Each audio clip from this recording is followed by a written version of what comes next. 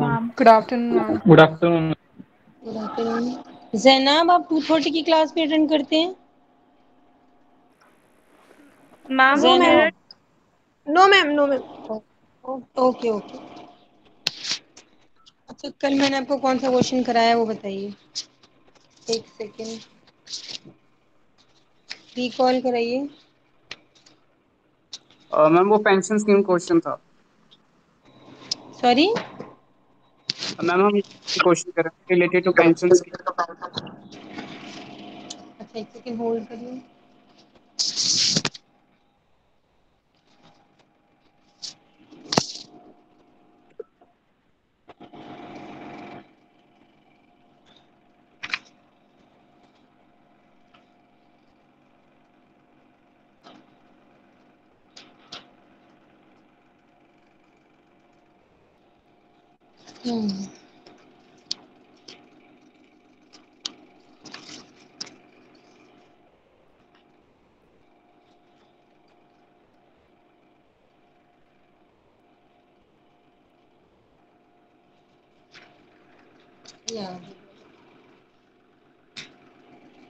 तो ये क्वेश्चन हमने कहाँ तक कंप्लीट किया था आपका?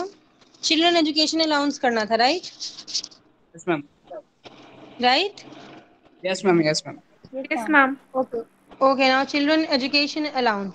अब देखिए, चिल्ड्रन एजुकेशन अलाउंस में the exemption limit is 100 rupees maximum up to 2 children. That means 100 rupees आप maximum deduct कर सकते हैं for 2 children for 12 months. That means 100 into 2 into 12 is the exemption limit. आप इतना maximum amount children education allowance में minus कर सकते हो। ये मैक्सिमम अमाउंट है, नॉट द मिनिमम अमाउंट। तो अगर एम्प्लॉय को उसके एम्प्लॉयर से 50 रुपीज रिसीव हो रहे हैं, तो 50 इंटू 2 इंटू 12, उसमें से माइनस हो जाएगा 50 इंटू 2 इंटू 12, क्योंकि 50 रुपीज उसे रिसीव हो रहे हैं और मैक्सिमम एग्जेम्पशन 100 रुपए की है, हम बच्चे दो ही मान रहे हैं, ठीक है? तो 50 रुपीज में से 50 माइनस हो जाएंगे। ऐसा तो नहीं कि आप अपने एम्प्लॉयर से 50 रुपए रिसीव कर रहे हैं और आप ये कह रहे हैं इनकम टैक्स अथॉरिटी से कि आप मुझे 100 रुपए की रिबेट दीजिए, ऐसा तो नहीं हो सकता ना, no ma'am. No ma'am. Right? And in next case, if you are receiving 300 rupees, for example आपको 300 रुपए मिल रहे हैं आपके एम्प्लॉयर से, 300 into 2 into 12 and the maximum exemption limit is 100 rupees, तो आप उसमें से माइनस करेंगे 100 into 2 into 12, right? Yes yes ma'am. Ma'am. Right? And then in the case of 3 kids 1 kid, आप ये बात कर रहे हैं maximum up to 2 children. For example उसको 50 रुपीज रिसीव हो रहे हैं 3 बच्चों के लिए, तो 50 into 3 into 12 he is receiving minus maximum exemption limit is 100 rupees, तो 50 इंटू 3 नहीं होगा, इंटू 2 होगा, क्योंकि एग्जेम्पशन जो है सिर्फ 2 ही बच्चों के लिए माइनस हो रही है, तो 50 इंटू 2 इंटू 12 माइनस हो जाएगा। Clear? Yes ma'am. That means 3 बच्चे हैं तो 2 बच्चों के लिए माइनस होगा, और अगर एक बच्चा है तो एक बच्चे के लिए माइनस होगा। 50 इंटू 1 इंटू 12 अगर वो रिसीव कर रहा है तो 50 इंटू 1 इंटू 12 ही माइनस हो जाएगा as a children education allowance. This is the normal case जो आप सारे क्वेश्चन करते हैं। ये बहुत सिंपल सा केस है, सिंपल सा क्वेश्चन है जिसमें आप ये अटेम्प्ट करते हैं। लेकिन इस क्वेश्चन में क्या लिखा हुआ है? इस क्वेश्चन में ये लिखा है कि yes, he is receiving 500 rupees for 3 children and paying rupees 200 rupees per month for 3 children. उसे रिसीव हो रहे हैं 500 इंटू 3 इंटू 12, और वो स्पेंड कितने कर रहा है? 200 रुपए। वो 300 रुपए अपने पास बचा लेता है। इसका कहीं भी कोई रोल नहीं है 200 रुपए का। उसे 500 रुपए मिल रहे हैं और उसमें से वो एग्जेम्पशन क्लेम कर रहा है इनकम टैक्स अथॉरिटी से 100 रुपए की। जो एग्जेम्पशन है 100 इंटू 2 इंटू 12, ये माइनस हो जाएगी एग्जेम्पशन लिमिट, ठीक है? 200 का कोई रोल क्यों नहीं है, इसको समझिए इस बात को।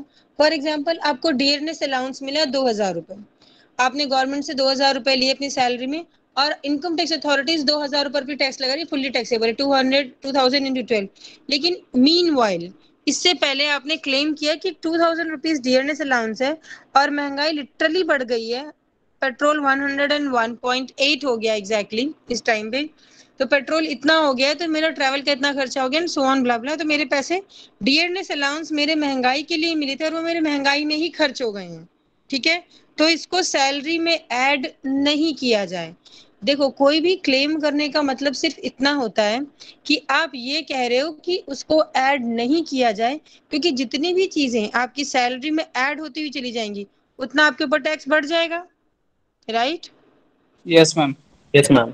राइट, तो आप पर्सनली यही चाहेंगे कि आपकी सैलरी में कम से कम चीजें ऐड हों, इसलिए फॉर्म 16 में एक फॉर्मेट है। और या अगर आप ये समझिए कि एक एसएससी से आप कहते हैं कि भाई ये आपको सैलरी मिली थी, आपके ऑफिस से हमें ये डिटेल मिली है, आपको उसकी अकाउंट्स डिटेल ऑफिस से मिलती है कि आपका 25 लाख का पैकेज, हम 25 लाख पर टैक्स लगाएंगे। वो कहता है नहीं, ऐसी बात नहीं है, मेरा ये क्लेम है। वो एक अलग से प्रिपरेशन, एक शीट बना के आपको दे रहा है। तो आप जब कोई भी इनकम टैक्स का क्वेश्चन अटेम्प्ट करते हैं तो दिमाग में दो बातें रखते हैं। एक वो बात है जो अकाउंट्स डिपार्टमेंट कह रहा है कि इसकी सैलरी इतनी है, दूसरी बात वो है जो वो कह रहा है कि मेरे इतने पैसे खर्च हुए हैं, तीसरी बात ये है कि as a income tax officer आपको रूल एंड रेगुलेशन सारे पता है कि हम कितना पैसा माफ कर सकते हैं। जैसे गवर्नमेंट ऑफ इंडिया कह रही है कि 25 लाख पर टैक्स मत लगाइए, 22 लाख पर टैक्स लगाइए, 3 लाख रुपए इसने पीपीएफ में जमा किए हैं, वो भी घूम फिर के हमारे पास आते हैं, 25 लाख पर टैक्स मत लगाओ। ठीक है, ये आपको पता है, उनको नहीं पता है, वो क्लेम कर रहे हैं। अब जो अकाउंट्स डिपार्टमेंट ने किया है, दिया है आपको डिटेल, और जो वो क्लेम कर रहा है उसके क्लेम में से आप ये देखेंगे कि उसके क्लेम में से वो कौन सी बात है जो इनकम टैक्स एक्ट 1981 ने आपको परमिट कर रखी है डिडक्शन के लिए। क्लियर हुआ? Yes ma'am. किसको नहीं क्लियर है तो पूछ ले ये बात। मैम प्लीज एक बार रिपीट कर दो। ओके,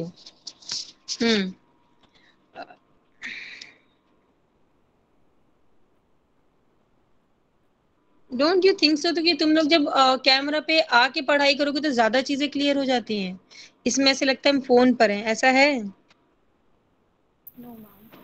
मैम कैमरा यूज करने पे ज्यादा क्लैरिटी मिलती है। जैसे कि पिछले साल हमारे अकाउंट्स के क्लासेस पे कैमरा ऑन करके होते थे, मैम कैमरा ऑन करके टॉपिक समझाते थे हमें। राइट, टीचर से बच्चे समझ पाते हैं, ऐसे लगता है हम फोन पर हैं।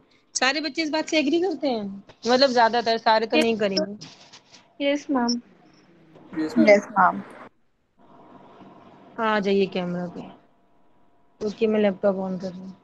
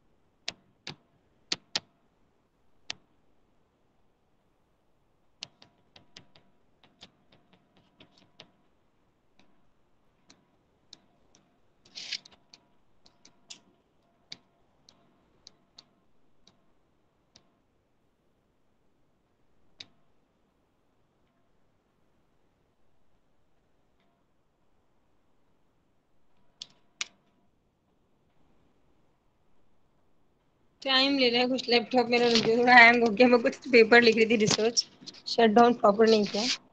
एक जगह होल्ड करिए।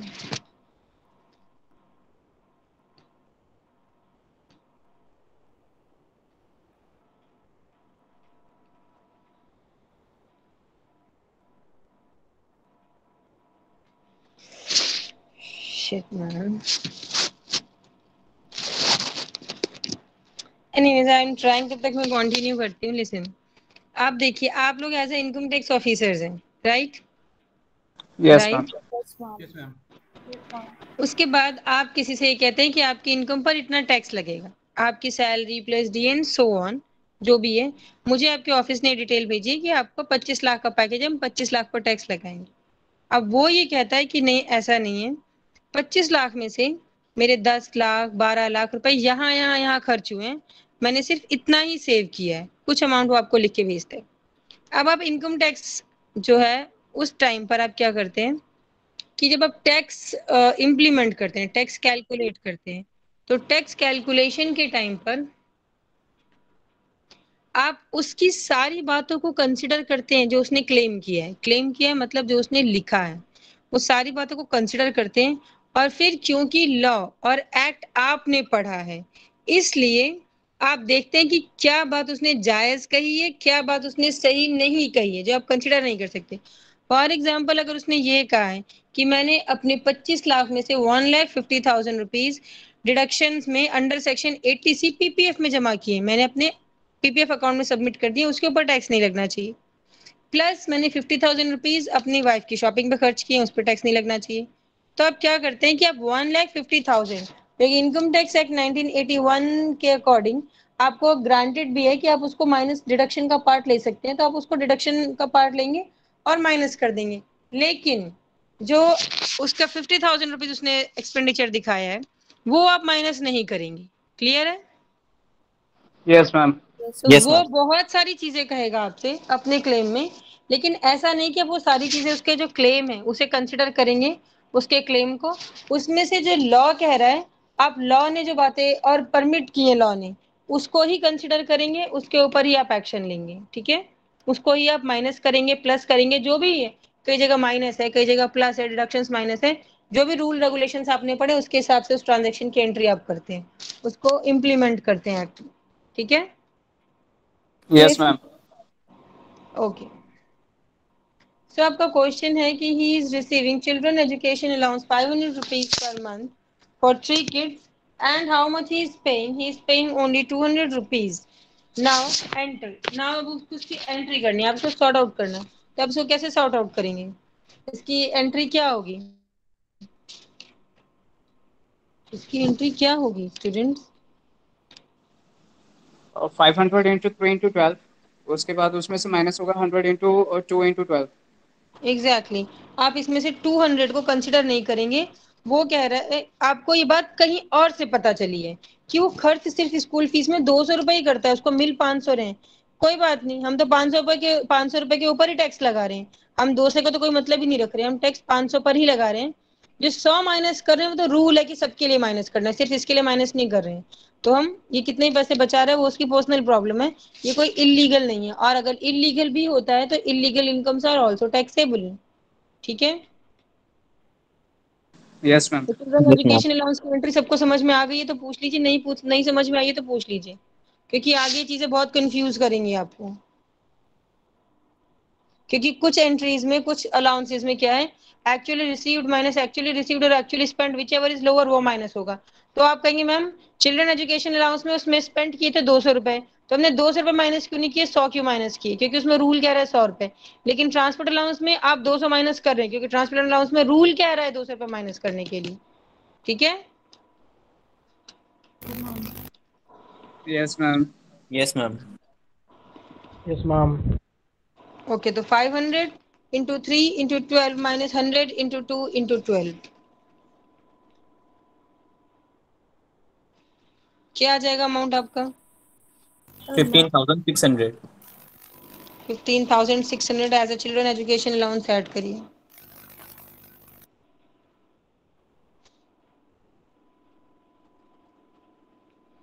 मैम इसमें हम 500 इंटू 2 करेंगे ना? नो, 500 ही इज रिसीविंग फॉर 3 चिल्ड्रन, उसे 3 बच्चों के लिए मिल रहे हैं 500 रुपए। तो उस 500 3 इंटू 12 माइनस करेंगे, लेकिन माइनस करेंगे 100, मैक्सिमम अप टू 2 चिल्ड्रन है। 2 से ज्यादा आपने जितने भी बच्चे पैदा किए हैं वो आपकी दिक्कत है। गवर्नमेंट एग्जामेशन 2 के लिए देगी, तो 100 इंटू 2 इंटू 12 ही माइनस होगा। 500 इंटू 2 इंटू 12 क्यों होगा? 500 वो रिसीव तो 500 पे 3 बच्चों के लिए कर रहा है ना, हम डिडक्शन 2 बच्चों के लिए दे रहे हैं। Okay ma'am, thank you. Next लिखिए, hostel expenditure allowance. Hostel expenditure allowance, how much is he receiving? 400 into 3 into 12. And the exemption limit is 300 into 2 into 12. Children education allowance की exemption है 100 rupees maximum to 2 children. And transport allowance की, sorry, hostel expenditure allowance की maximum exemption जो है वो है आपकी 300 into 2 into 12.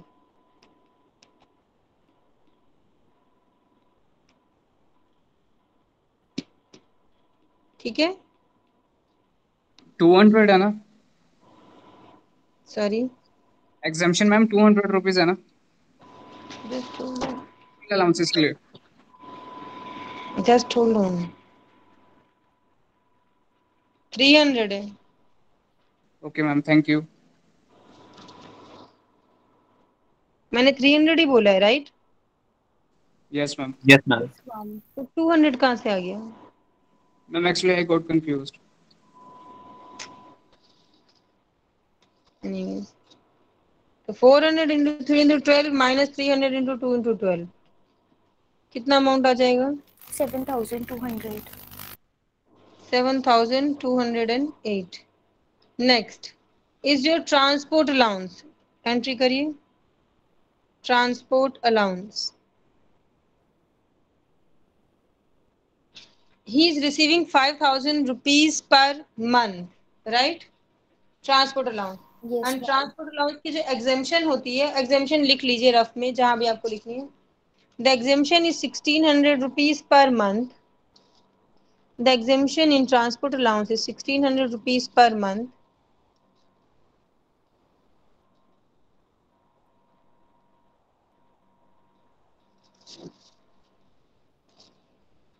But for the handicapped employees, it is 3,200 rupees per month.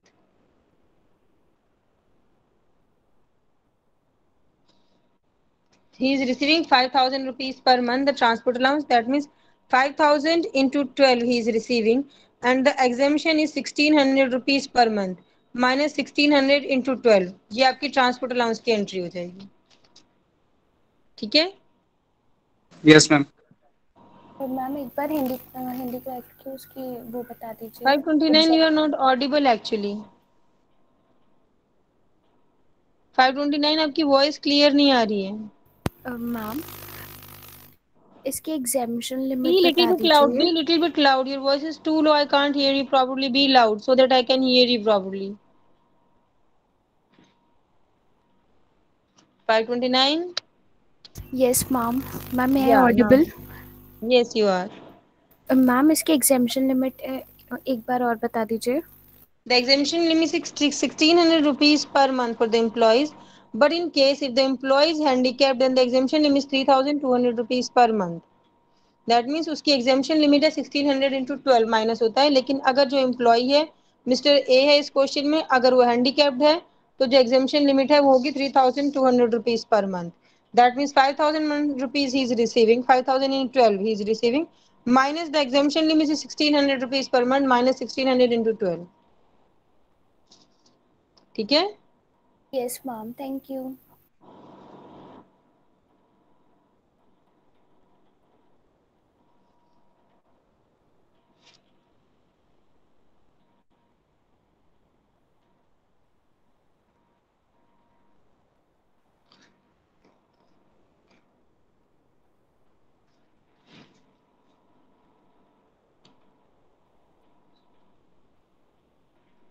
क्या अमाउंट आ जाएगा? 40,800। Next, he is investing 54,000 rupees in the in the public provident fund scheme or the national saving scheme or the national saving certificates, anything. तो इसमें आप एक काम करिए, अब for आपकी बेसिक सैलरी थी 7,32,000 DA 24, bonus 27, 1,45,200 is HRA TA 0 and CEA is 7,000 15,600, HVA is 7,208 and transport allowance is 40,800 rupees. Add all these things. Add all these things. 1,800. How much, 18? 9,91,800. Okay. Then minus,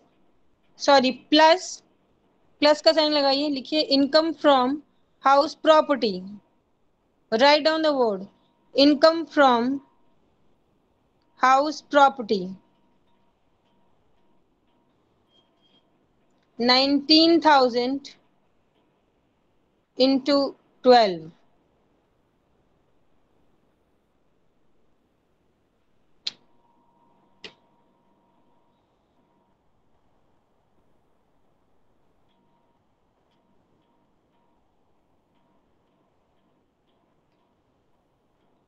19,000 into 12.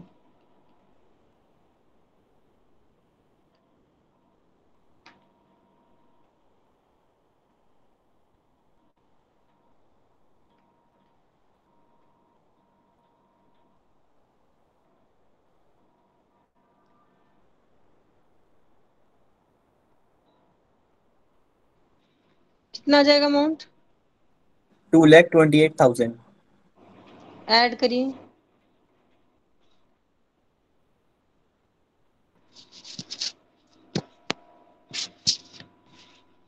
Minus deductions under section 80C to 80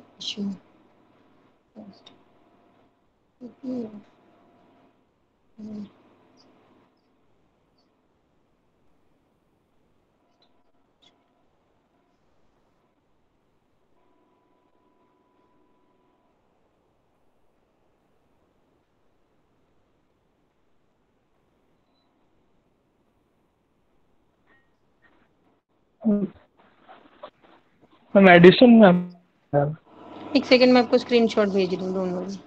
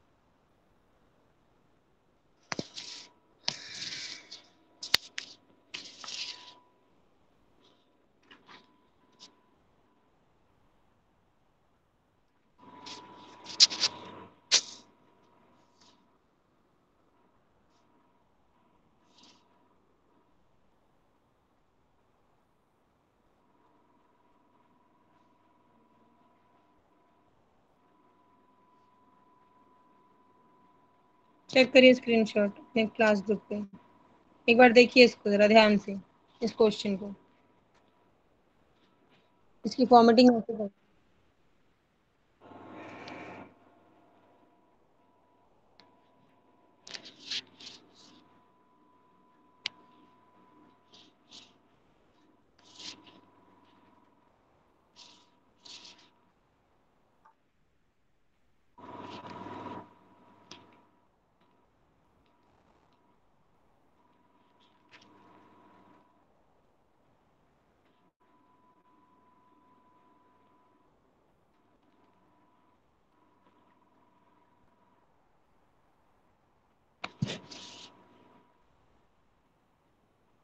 मिला yes ma'am. Student? Yes ma'am. Yes, ma'am ma'am. इसमें hostel expenditure allowance में 7,200 है ना? 7,208। Ma'am 8 कैसे आएगा? ये कैसे है? मुझे एक स्टूडेंट ने बताया कितना अमाउंट आया है। मैम 7,200 ही था। 7,000। Be loud little bit students. Ma'am interview देने जा रहे हो, तुमसे इंटरव्यू लेने वाला वैसे ही परेशान हो जाएगा। 7,200 ही था मैम। 7,200 एंटर करिए। Okay ma'am.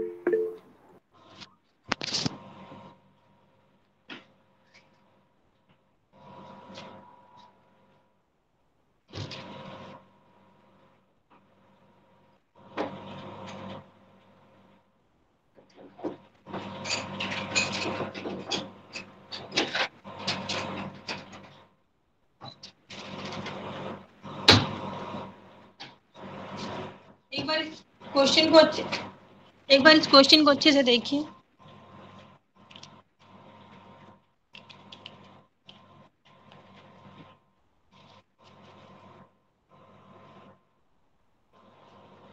और सारे बच्चे इसे प्रॉपर्ली नोट करिए।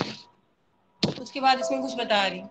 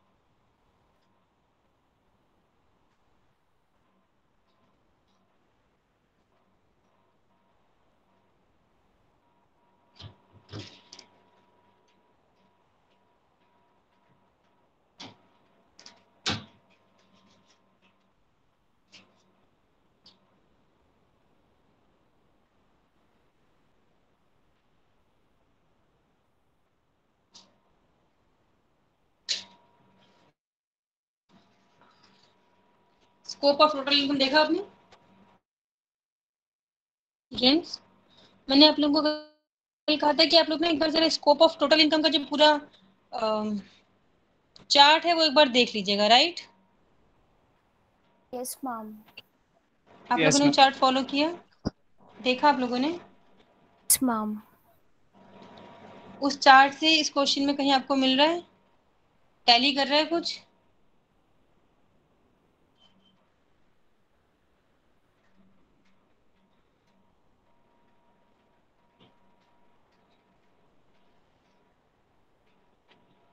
हे भगवान,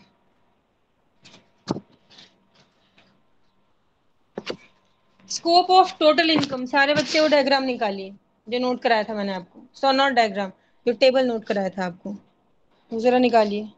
scope of total income,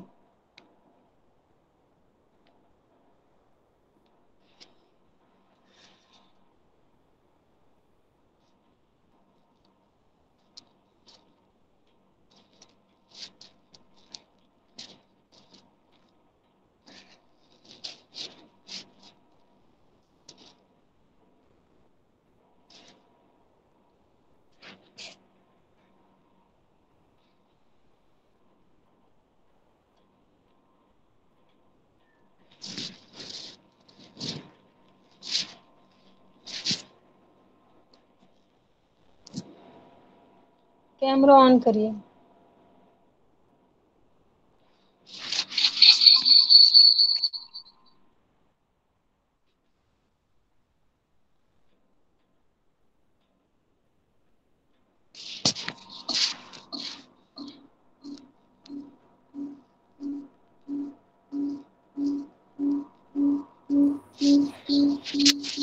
oh my God, किसका ये?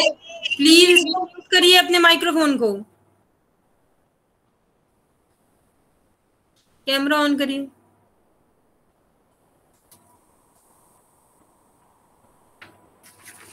स्टूडेंट्स कैमरा ऑन करिए।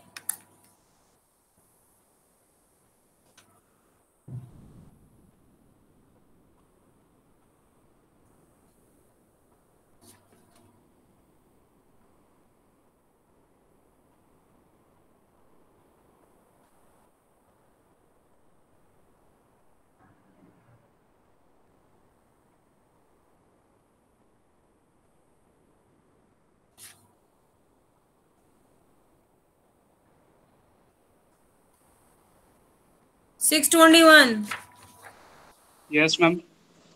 Just a camera second, on ma'am. करिए। Yes, ma'am. Just a second.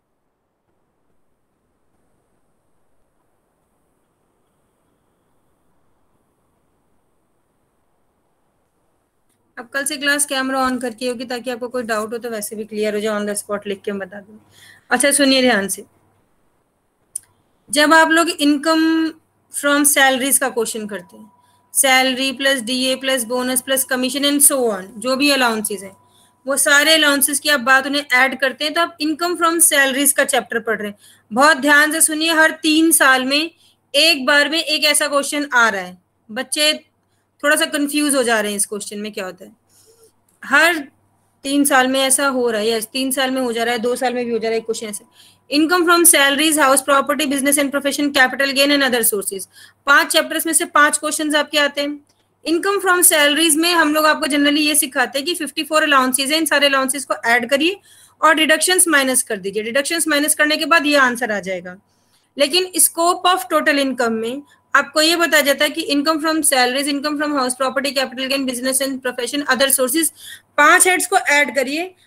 वो अगर आप लोगों ने देखा होगा टेबल, अभी जहां पर भी आपके पास है, देखा है आप लोगों ने टेबल जो कल मैंने आप लोगों को कहा था? देखा है टेबल? यस और no? Yes ma'am. Yes, ma'am. Okay. Yes, ma'am. उस टेबल में है कि सारे हेड्स ऑफ इनकम ऐड करने के बाद जो आपके पास टोटल अमाउंट आता है वो आता है टोटल ग्रॉस टोटल इनकम, और ग्रॉस टोटल इनकम में से आप डिडक्शंस माइनस करते हैं, फिर आपके पास आता है टोटल इनकम और टैक्सेबल इनकम। वो बात की बात है, टोटल इनकम आ जाता है। लेकिन जब हम इनकम फ्रॉम सैलरीज करवाते हैं, इनकम फ्रॉम सैलरीज में भी यही सारी चीजें होती हैं, और deductions under section 80C to 80U minus होने के बाद जो आता है वो होता है इनकम फ्रॉम सैलरीज। वो टोटल इनकम नहीं होता, वो ग्रॉस टोटल इनकम नहीं होता है, वो आपके पास होता है income from salaries, just because of one entry जो इस क्वेश्चन में मैंने आपको लिखवाई थी। Yeah, Mr. A is receiving rent from the house property 19,000 rupees per month. This is income from house property. Mr. A जो है उसकी इनकम फ्रॉम हाउस प्रॉपर्टी हो रही है, इनकम फ्रॉम कैपिटल गेन भी हो सकता है, income from business and profession भी हो सकता है, अदर सोर्सेज भी हो सकता है। ये पूरे चैप्टर्स है इनकम फ्रॉम हाउस प्रॉपर्टी में होता है।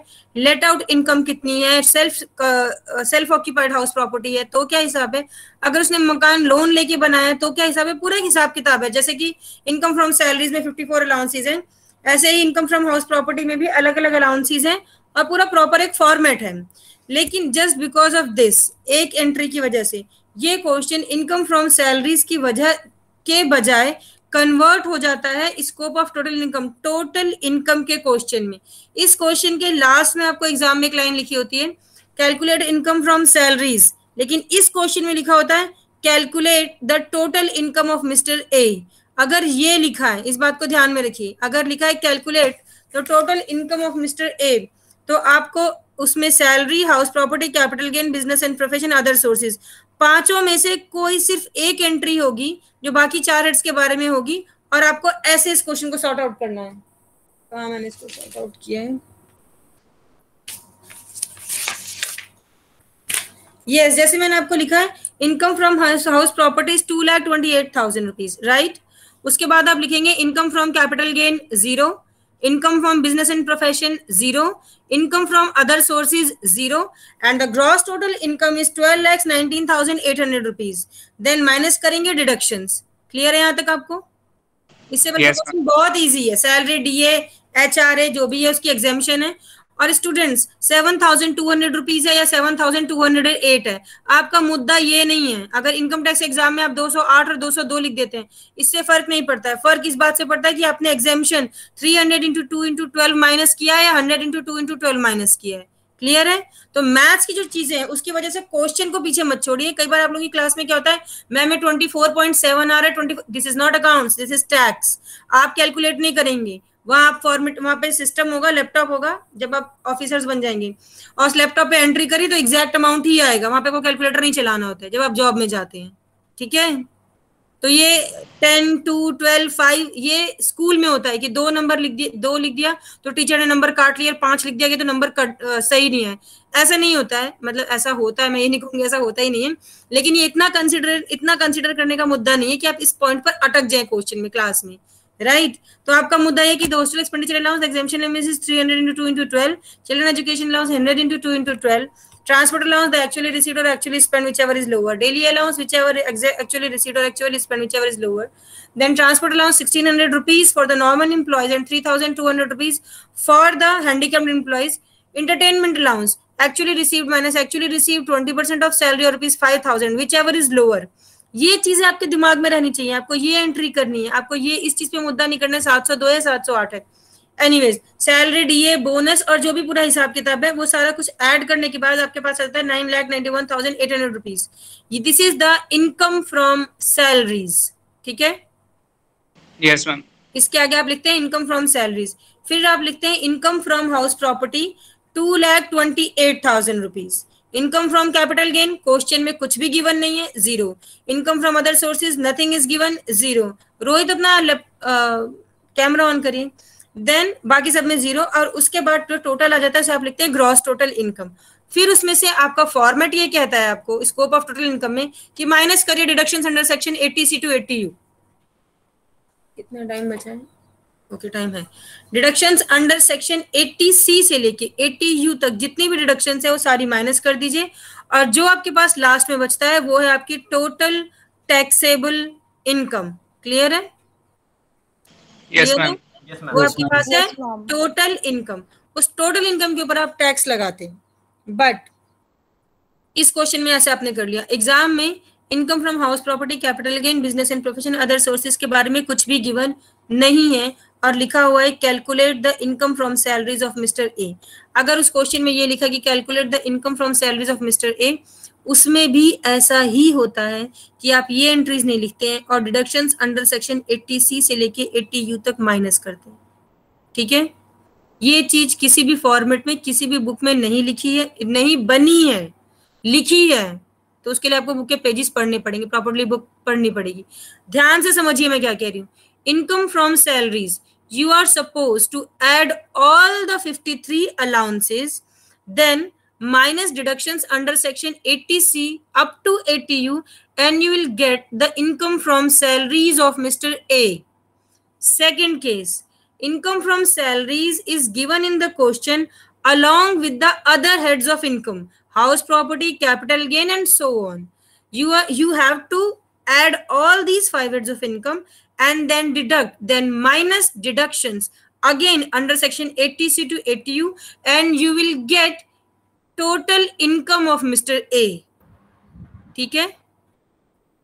डिडक्शन दोनों में सेम है, इनकम फ्रॉम सैलरीज में भी और टोटल इनकम में भी, दोनों में डिडक्शंस माइनस होंगी, लेकिन सिर्फ एक एंट्री है जो ये डिसाइड कर देती है कि आपको क्वेश्चन के लास्ट में क्या लिखना है, कि this is the total income of mister A, या आपको ये लिखना है कि this is the salary of mister A. सिर्फ ये एक लाइन है जो आपका एग्जाम में क्वेश्चन गलत अटेम्प्ट करा देती है, जिसके वजह से 5 से 6 नंबर डिडक्ट हो जाते हैं क्वेश्चन में, सिर्फ इस एक लाइन की वजह से। क्लियर हो रहा है क्या कह रही हूँ? विनीत क्लियर है? तुम बहुत कंफ्यूज रहते हो। Yes ma'am, it's clear. Okay, अब सुनिए, deductions under section 80C to 80U का मतलब क्या है। 80C की कुछ डिडक्शंस हैं, 80DD की हैं, 80CCF की हैं, 80E है, 80U, 80G and so on. लेकिन सबसे फेमस डिडक्शंस है अंडर सेक्शन 80C की। क्यों है? 80C की डिडक्शन में आपको 1.5 लाख एग्जामिशन में माइनस करने के लिए मिलते हैं कि हम 1.5 लाख माइनस करेंगे। आप कहते हैं कि आपकी टैक्स इनकम है 12,19,800 रुपए, इसमें से आप 1,50,000 माइनस कर देते हैं 80C में। इनकम टैक्स एक्ट 1981 ये कहता है कि 80C की डिडक्शन का the maximum amount is 1,50,000 rupees. Maximum amount 1.5 lakh रुपए है। अगर वो 80C में अपने पब्लिक प्रोविडेंट फंड में अपनी सैलरी में से 25 लाख की सैलरी में से अपने पीपीएफ में 2 लाख रुपए जमा करता है, 2 लाख रुपए सेव करता है, तो डिडक्शन 1.5 लाख की माइनस होगी। अगर वो 50 सेव करता है तो 50 माइनस होगा, 80 सेव करता है 80 माइनस होगा, अप टू 1,50,000। अगर वो अपने पीपीएफ में 80C में कहीं भी पैसे सबमिट करता है तो 12,19,800 में से 1,50,000 माइनस हो जाते हैं अंडर सेक्शन 80C। क्लियर है? Yes ma'am. क्लियर है सबको? Yes ma'am. नहीं क्लियर तो पूछ लो, नहीं क्लियर तो पूछ लो एक बार। Yes ma'am. किसको क्लियर नहीं है? इसको क्लियर नहीं है? सब बच्चों को क्लियर है? ओके, अब 80C का मतलब सिर्फ पीपीएफ नहीं होता है। 80C का मतलब जनरली हम लोग यही सुनते हैं कि लोगों ने अपने पब्लिक प्रोविडेंट फंड में पैसे रखे हैं। Public provident fund, national saving certificates, किसान विकास पत्र, prime ministers relief fund and national pension scheme, ये सारी स्कीम्स अंडर सेक्शन 80C ही हैं। ऐसा हो सकता है कि मिस्टर ए ने 1.5 लाख रुपए पीपीएफ में सबमिट कर दिए, 80C में 1.5 लाख माइनस कर दिए। ऐसा भी हो सकता है उसने 1.5 लाख रुपए पीपीएफ में जमा किए हों, 20,000 रुपए किसान विकास पत्र में लगाए हों, 20,000 बेटी बचाओ एंड बेटी पढ़ाओ कुछ करके कोई स्कीम है, शायद वो 80C में आने वाली है, कुछ उसमें लगाए हों, प्राइम मिनिस्टर्स रिलीफ फंड में उसने पैसे इन्वेस्ट किए हों। उन सबका आप सम टोटल करेंगे और माइनस 1.5 लाख ही करेंगे। मैं आपको एक स्क्रीनशॉट भेजती हूँ,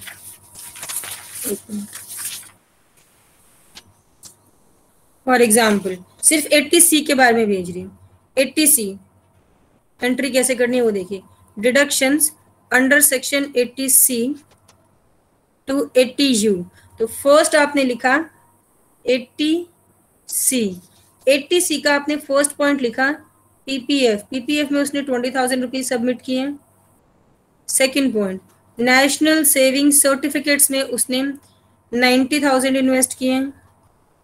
third, prime ministers relief fund में उसने 85,000 रुपीज इन्वेस्ट किए हैं। फोर्थ पॉइंट, किसान विकास पत्र में उसने अगेन 75,000 रुपीज इन्वेस्ट किए हैं। This is the amount. ये इसने 80C में ऐड सेव किया है, नॉट ऐड।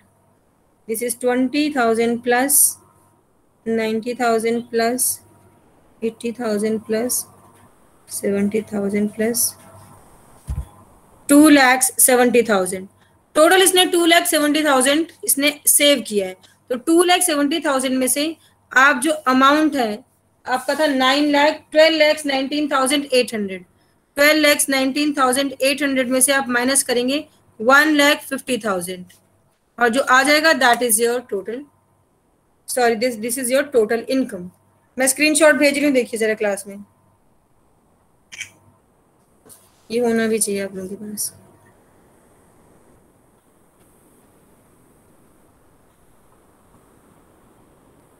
चेक करिए अपनी क्लास ग्रुप पे।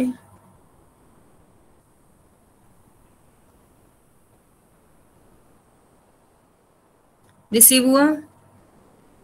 Yes ma'am. हाँ जी मैम। Yes ma'am. ये क्लियर है?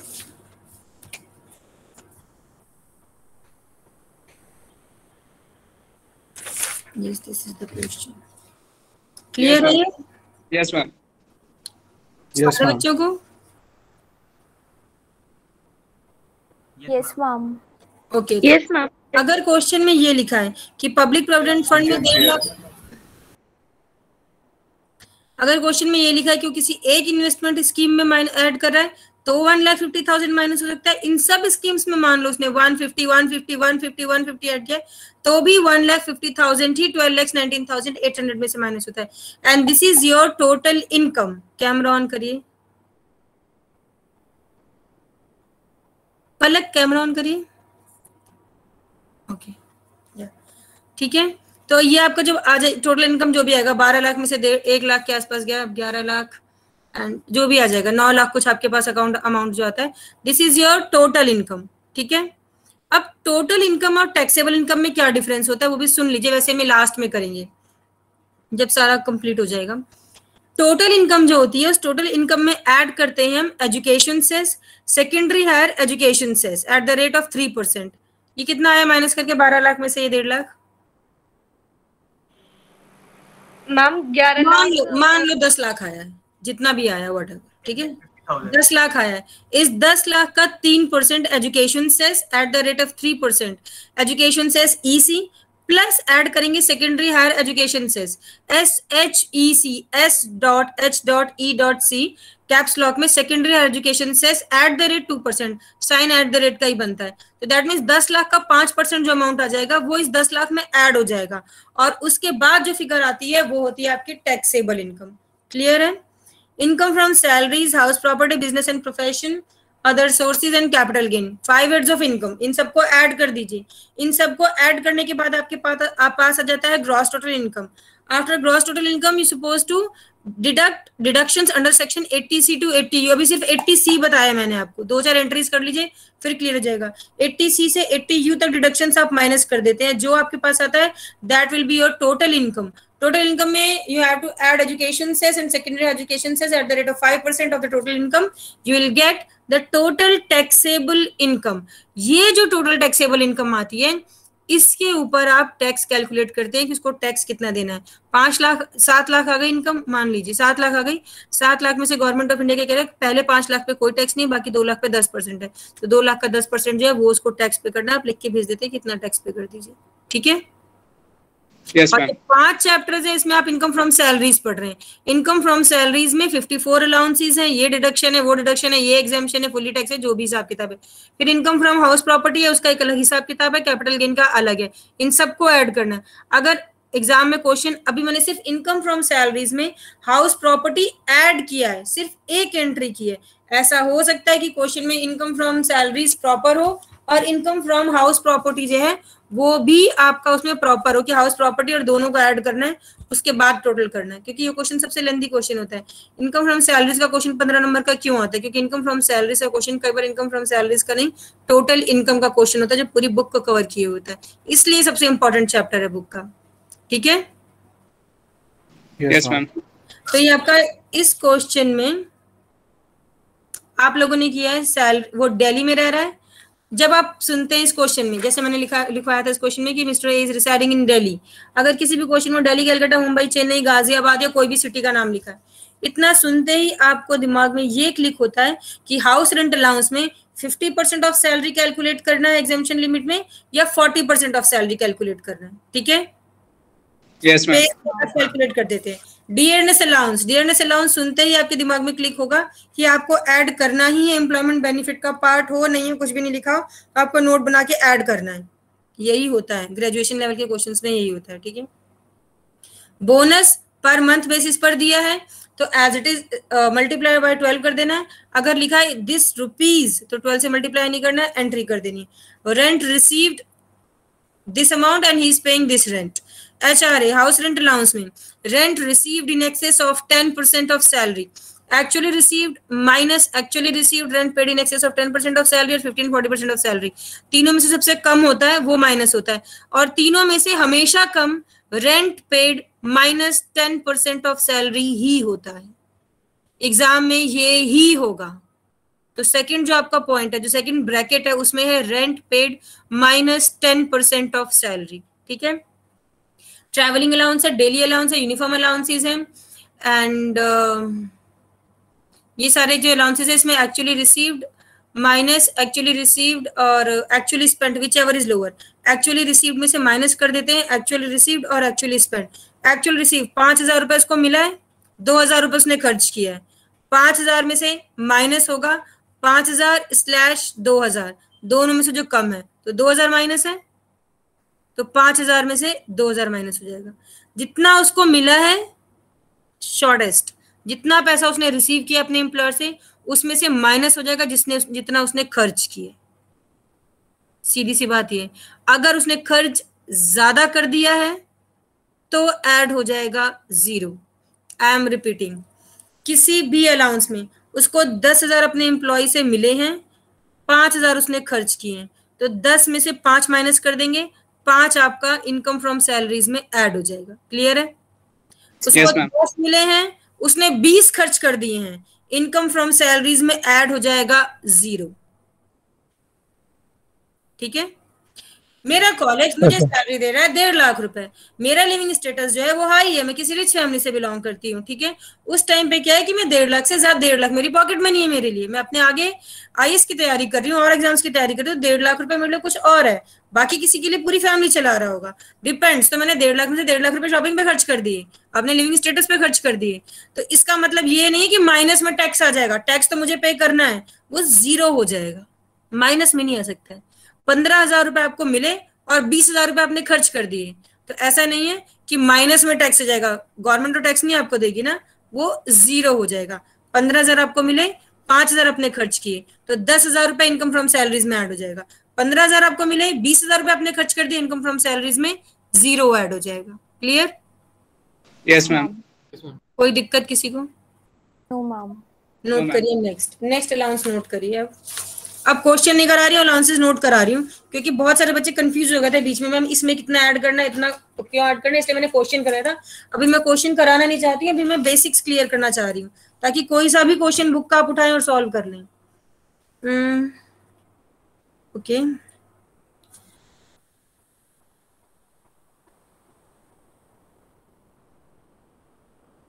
Valuation of rent free accommodation, note down a diagram. Valuation of rent free accommodation.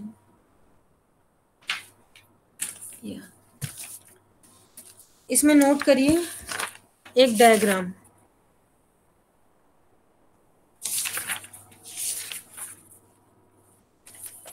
ये नोट करिए सारे बच्चे, किसी बुक में नहीं है, इसे नोट करिए, बकायदे बनाइए, कैमरा ऑन करिए और इसको बकायदे ड्रॉ करिए, इसको बकायदे ड्रॉ करिए। ऊपर लिखिए rent free accommodation.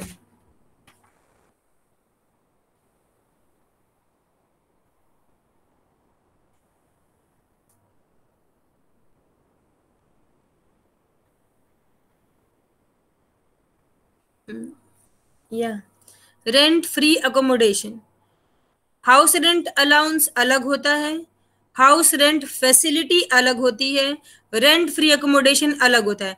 House rent allowance actually received minus actually received rent paid in excess of 10% of salary, 15-40% of salary. House rent facility, he is receiving facility 5,000 rupees per month, 5,000 into 12 taxable part, वो add हो जाएगा 5,000 into 12, कोई exemption नहीं है. Rent free accommodation, he is visiting out of the city just because of business purpose, इसलिए उसकी जो entry होगी वो अलग तरीके से होगी. वो क्या होगी? वो किसी होटल में या कहीं रेंट फ्री अकोमोडेशन में, गेस्ट हाउस में स्टे कर रहा है. तो रेंट फ्री अकोमोडेशन, इसको 3 पार्ट्स में डिवाइड करिए, एरो बनाइए फ्लो चार्ट फॉर्म में. फर्स्ट लिखिए गवर्नमेंट एम्प्लॉय, सेकंड में लिखिए अदर एम्प्लॉय, और थर्ड में लिखिए इन होटल. सो गवर्नमेंट एम्प्लॉयर में लिखिए या एम्प्लॉय, इसे आप 2 पार्ट्स में डिवाइड करिए, अदर एम्प्लॉय को भी 2 पार्ट्स में डिवाइड करिए, इन होटल को छोड़ दीजिए. This is 15% of salary.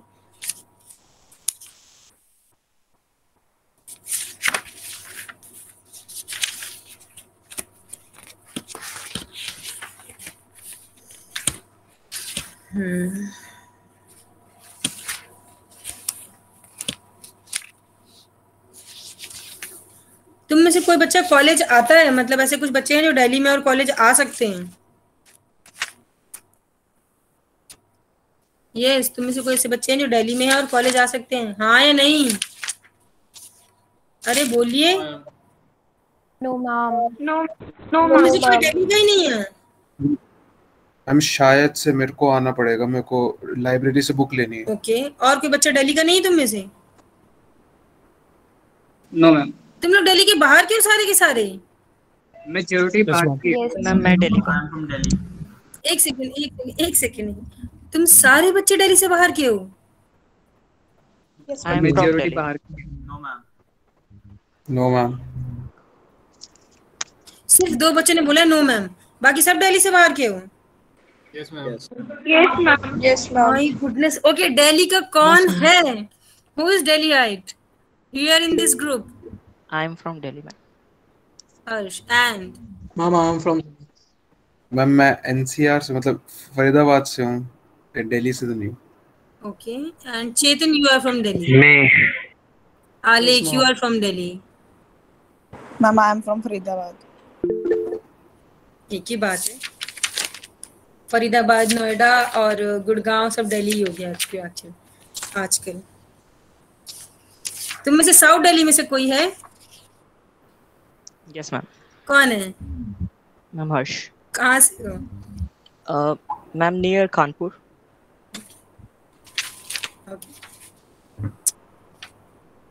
या रेंट फ्री अकोमोडेशन नोट करिए.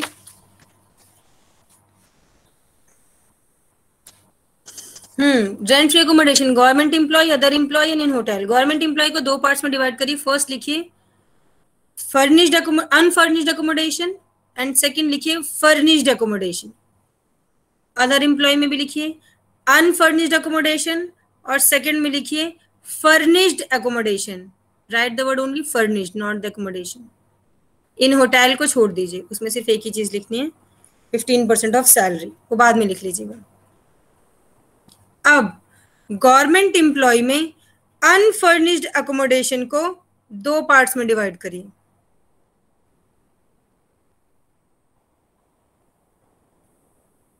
फर्स्ट लिखिए रेंट फ्री और सेकंड लिखिए concessional rate. Concessional rate rent free, उसके नीचे एरो बनाइए और लिखिए लाइसेंस फीस. अगर आप लोग दिल्ली के होते तो जो हमारे कॉलेज का जीरोक्स वाला है, अगर आपसे कहते हैं वर्षा मैम के इनकम टैक्स के नोट्स दे दीजिए, तो वो आपको दे देता. उसके पास रहते हैं हर साल. जब रेगुलर कॉलेज चलते थे तो यही ट्रेंड था कि बच्चे उससे पैसे देके, कुछ टीचर्स के नोट्स अवेलेबल होते हैं वो खरीद लेते हैं. That's why I said to my class कि क्या आप लोग कॉलेज आ सकते हैं, क्योंकि उसके पास होंगे नोट्स. लेकिन एनीवेज जब दिल्ली के आप लोग नहीं है तो रेंट फ्री में एरो बना के लिखिए लाइसेंस फीस और अनफर्निश्ड में कंसेशनल रेंट में लिखिए licence fee minus rent actually paid. Don't be confuse, मैं दोबारा रिपीट कर रही हूँ. गवर्नमेंट एम्प्लॉय को आपने दो पार्ट्स में डिवाइड किया, फर्निश्ड और अनफर्निश्ड। अनफर्निश्ड को आपने दो पार्ट्स में डिवाइड किया, rent free and concessional rate. Rent free में आपने लिखा है प्राइस, लाइसेंस फीस, और कंसेशन में आपने लिखा है licence fee minus rent actually paid, right? Yes ma'am. Furnished accommodation में, सॉरी हाँ, फर्निश्ड अकोमोडेशन को भी दो पार्ट्स में डिवाइड करिए। फर्स्ट लिखिए अगेन रेंट फ्री और सेकंड लिखिए कंसेशनल रेट। रेंट फ्री के नीचे एरो बनाइए और प्राइस लिखिए, the cost what you will be add in the salary. Licence fee plus 10% cost of furniture plus 10% cost of furniture, और concessional rate में लिखिए licence fee minus rent actually paid plus 10% cost of furniture. ठीक है, बाकी कल बताऊंगी आपको diagram, क्योंकि लेंदी हो जाएगा थोड़ा सा। हम लास्ट वाला प्लीज रिपीट कर दीजिए। लाइसेंस फीस में, फर्निश्ड में concessional rate, right? Licence fee minus actual rent paid plus 10% cost of furniture, और रेंट फीस में licence fee plus 10% cost of furniture in case of furnished accommodation. ठीक है, okay ma'am. Yes ma'am. एक second.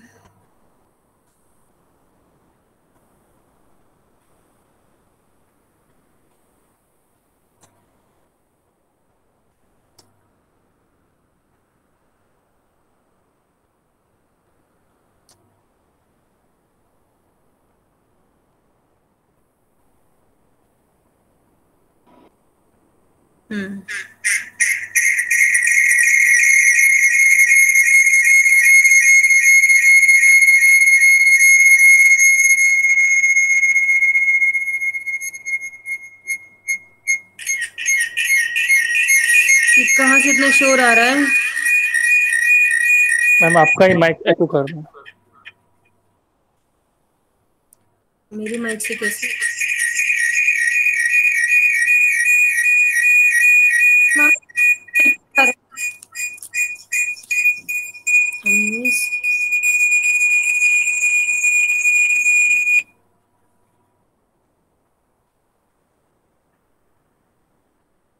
Okay, now you all can log out. Thank you, ma'am. Thank you. Okay, beta. Okay, beta. Thank you ma'am, thank you. Okay, beta. All the best. Ma'am एक problem है लेकिन ma'am. मेरी दूसरी class है, आप 2 minute पहले भी ये बात बोल सकते थे, बोलिए। नहीं मैम, क्लास से रिलेटेड मैम, वो क्या था ना, आपने जो स्टार्टिंग वाला 2 चैप्टर पढ़ाया था मैम। हाँ जी मैम, उस टाइम वो सेक्शन चेंज हो रहे थे मैम, तो उस टाइम वो आकाश, अवेलेबल नहीं थे। अपना वीडियो ऑन करिए। Yes ma'am. हाँ बताइए मैम। स्टार्टिंग में जो आपने पढ़ाया था, मतलब फर्स्ट चैप्टर और सेकंड चैप्टर मैम, उस टाइम जो सेक्शन एफ वाले थे, जो अभी सेक्शन ए में आ गए मैम, मेनली वो लोग का ही कंफ्यूजन था जिन्होंने कंप्लेन किया था मैम। शायद मुझे लगता है वहीं से कंफ्यूजन स्टार्ट हो गया है, क्योंकि मैम आपने वो डायग्राम बोला टोटल इनकम वाला ना, तो वो पता नहीं मैम आपने कब कराया था, क्योंकि पहला क्लास जो मैंने किया था उसमें आपने स्टार्टिंग ही सैलरी से किया था मैम। मैं तुम्हारी बात समझी नहीं, तुम्हें कुछ चैप्टर्स पढ़ने हैं या you are talking about some complaint? दोनों ही बात है मैम। कंप्लेन भी किस, मतलब मुझे लगता है कोर इशू क्या है उस कंप्लेन का, और मैम क्यों, मतलब मुझे समझ नहीं आ रहा कि आपने वो। जब कोई गवर्नमेंट जॉब में होता है ना। Yes ma'am. कर लो कंप्लेंट। नहीं मैम, मैम इट्स फाइन। मैं बता रहा था मैम कि कोर इशू तो that is not my concern actually, this is your outlook. करना जो भी है व्हाटएवर, हम 65 इयर्स की एज तक यही हैं, ठीक है। और वी आर ट्राइंग, जो हमारा बैच है यंगस्टर्स का, कि फ्रॉम सम सिविल्स और सम किसी अच्छी पोस्ट में, because we are too young obviously, तो हम लोग और भी ट्राई कर रहे हैं। तो इस बात से एक जनरेशन होती थी जब बहुत सीरियसली बच्चों को लेती थी, राइट? खड़े हो जाओ डेस्क पे, उल्टे हो जाओ, ये हो जाओ, वो हो जाओ। We are from the young generation, we are commerce students, we are here for salary and we are in government sector. पढ़ाई करोगे आपका फायदा है, नहीं पढ़ाई करोगे आपका नुकसान है। यस और नो? Yes, yes ma'am. और नो? पढ़ाई Yes, का तो ma'am. आपका फायदा है, मुझे इनकम टैक्स आता है, मुझे और अच्छे से आएगा। पढ़ना है जिसको टैक्स पढ़ लेगा, जिसको नहीं पढ़ना है वो नहीं पढ़ेगा। मुझे क्या फर्क पड़ता है? सोच के देखो, मुझे क्या फर्क पड़ेगा? क्या फर्क पड़ेगा? राइट? तो that is not my concern. It's all right, जो हो गया let it go, let it go, move on. This is today's life, just move on, let it go. ठीक है मैम, कोई दिक्कत नहीं, बस मैं बता रहा था कि क्या। अगर आपको पढ़ाई से रिलेटेड है कि कुछ आपको समझ नहीं आ रहा है या नहीं आया है कुछ चैप्टर्स में, I can repeat after the completion of the course, I will revise you. These are very simple chapters. The definition of a person, SSA assessment here, previous year, agricultural income. ये first chapter है आपका।